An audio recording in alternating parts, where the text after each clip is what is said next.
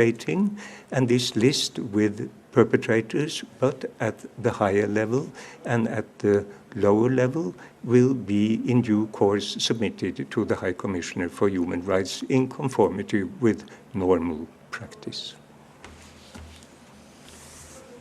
And the only thing to add about Wagner is that, again, in conformity with our mandate, the list that we are compiling comprises not just individuals and entities. So whenever possible, we are trying to identify entities as well, and therefore that's part of the list that eventually will be turned over to the High Commissioner. Thank you. Jamie, go ahead.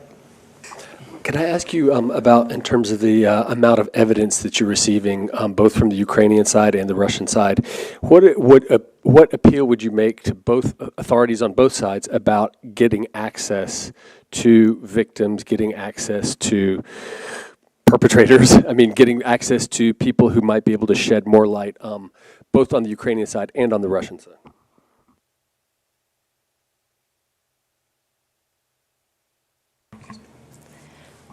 I think there's a stark difference here also.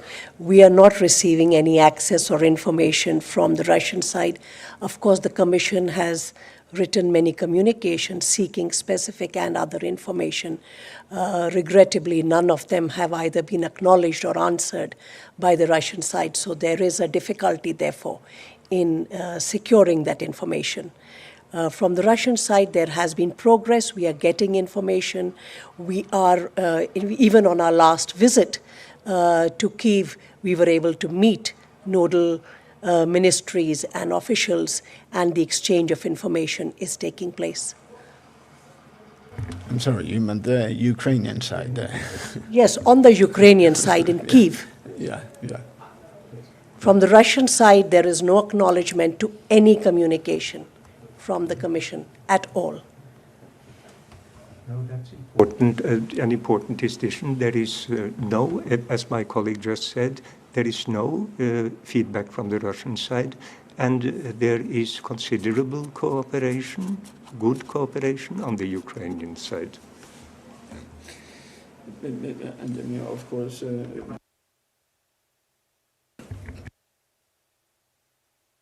the Commission's task would be greatly facilitated by greater collaboration from the Russian Federation, and particularly by unhindered access to all parts of Ukraine.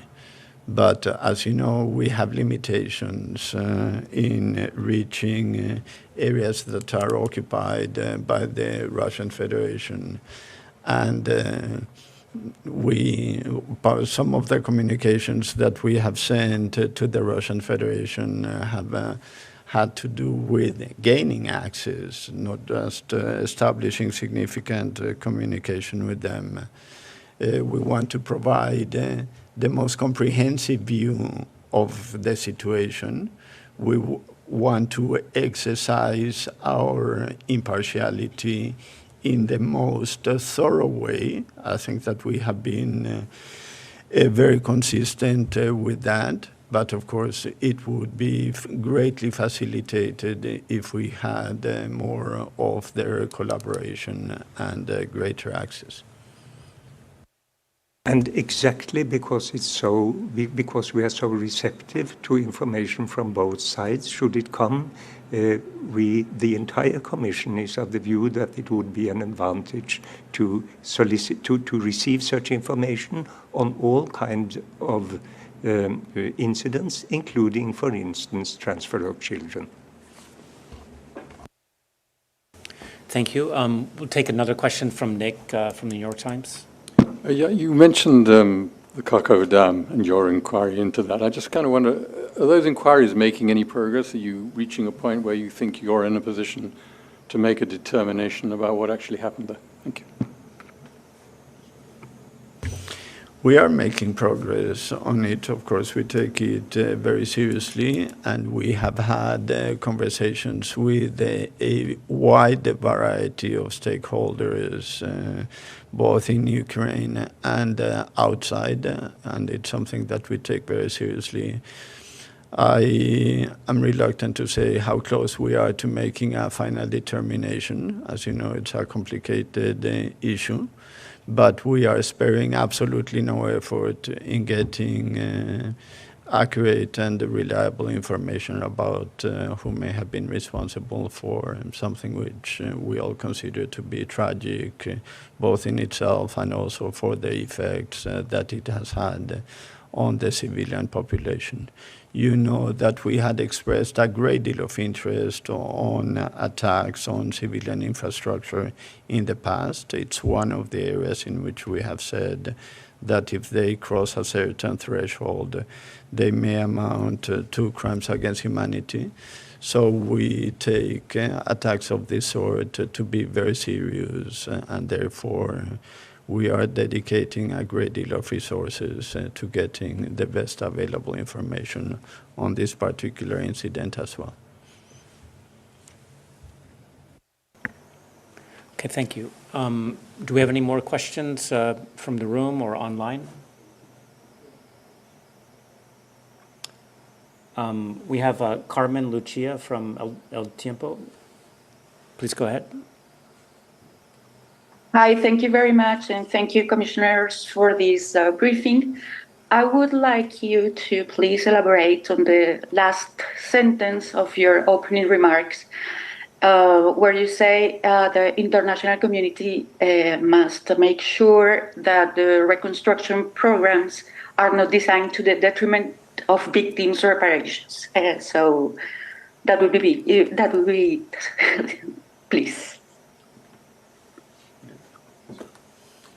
So, in my experience on reparations, which now is more than 20 years long, I think that it is always very important to establish the distinction between three different types of programs, all of which are important. National reconstruction programs, of course, are essential after a conflict which devastates civilian infrastructure, and in this case, that has been a specific target of attacks. Secondly, property restitution and property reparations programs. Untold numbers of dwellings suffer under conditions of conflict. And again, in this conflict, we have reported many instances, and of course, journalists have reported even more incidents in which entire multi-story buildings are destroyed by high explosives. So the reconstruction of dwellings, of property, is also very, very important.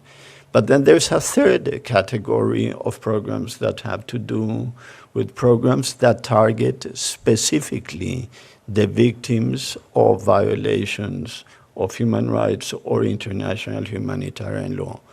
Their needs are distinct. Under international law, they are deserving of reparations, and we want to make sure that the international community is clear about both the distinction between those three programs and about the need to coordinate them with one another. The resolution on the registry of damages, both by the General Assembly and by the Council of Europe, do not establish those distinctions clearly. It's not necessarily the case that they need to at this stage. This is an incipient process, and the establishment of these programs is a long one. But we just want to offer a reminder that victims' reparations programs should not be totally sacrificed for the sake of national reconstruction or property reparations programs.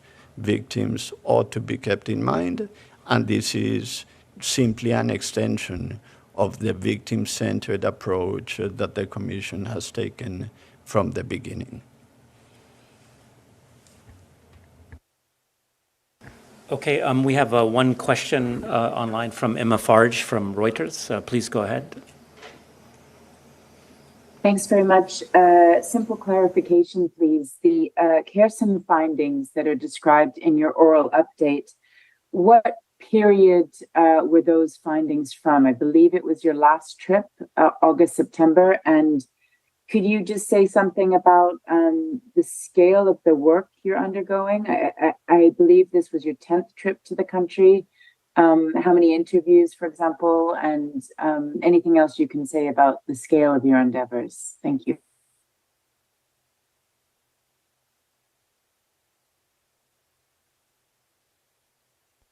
Specifically on the Oman visit, which was part of the visit to Ukraine last month, where we saw that an entire set of a multi-story residential building had been hit by an explosive weapon, part of which is still under investigation by the Commission.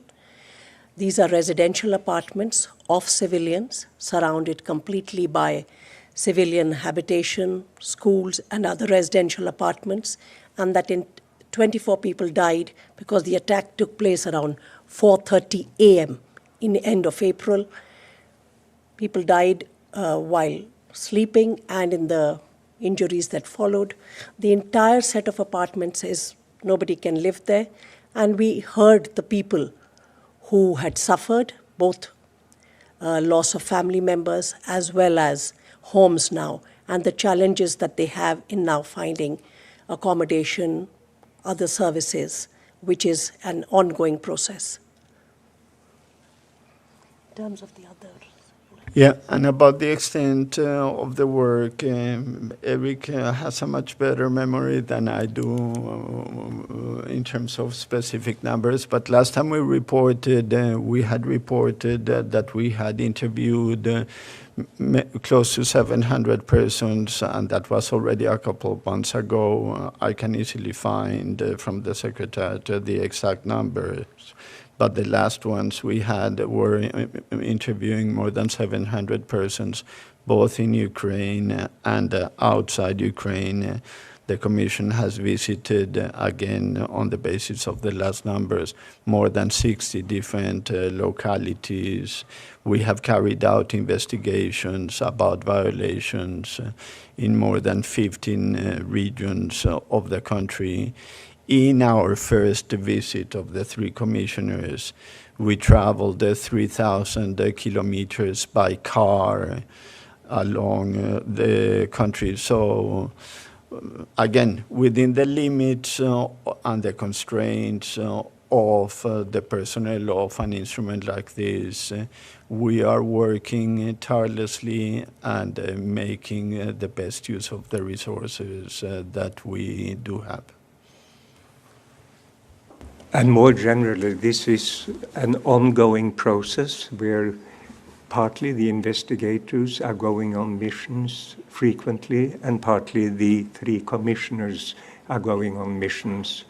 And together we form a lot of evidentiary basis for our assessment of the legal issues, with a view to making findings of with respect to the norms we are supposed to use as the yardstick.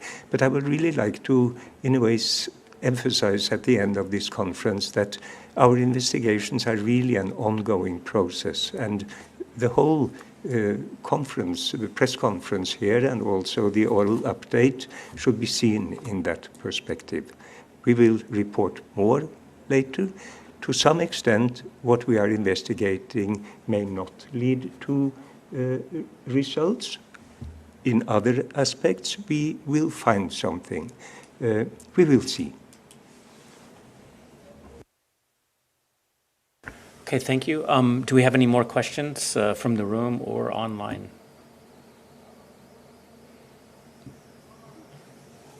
Okay, would the commissioners like to make any concluding remarks before we end? Okay, well, that brings us to the end of this press conference. Thank you all for joining us. Thank you for those important remarks, and have a good day. Thank you.